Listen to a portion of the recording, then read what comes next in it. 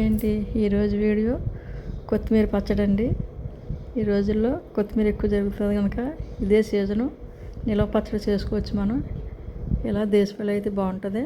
కట్టను శుభ్రంగా నీట్గా కడుక్కుని ముక్కలు కట్ చేసుకుని కడాయి పెట్టుకుని మనం ఆయిల్ పోసుకుని కొంచెం ఆయిల్ ఎక్కువ పడుతుంది. మినపప్పు వేసుకోవాలి.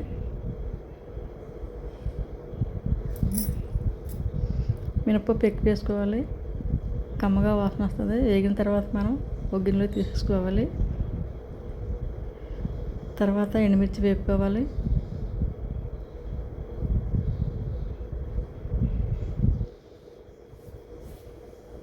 అవి కూడా తీసుకున్న తర్వాత మనం కట్ చేసుకున్న కొత్తిమీర కూడా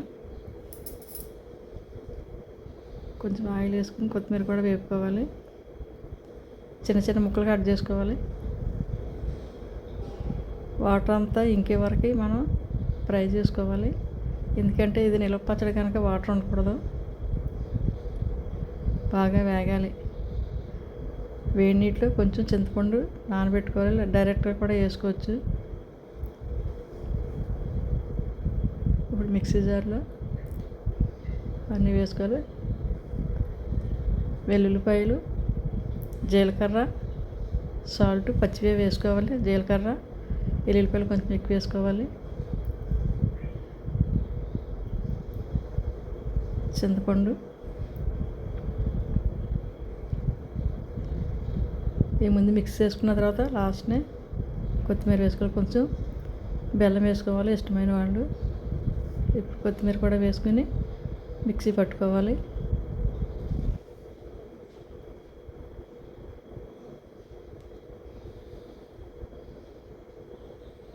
అలా మిక్స్ అయిపోయిన తర్వాత మనం ప్యాన్ పెట్టుకుని మళ్ళీ కొంచెం ఆయిల్ పోసుకుని పోపు పెట్టుకోవాలి. పచ్చడిని ఆవాలు, జీలకర్ర, ఎండుమిర్చి, కరివేపాకు వేసి బాగా వేపిన తర్వాత ఈ పచ్చడి కూడా వేసి వేపుకోవాలి.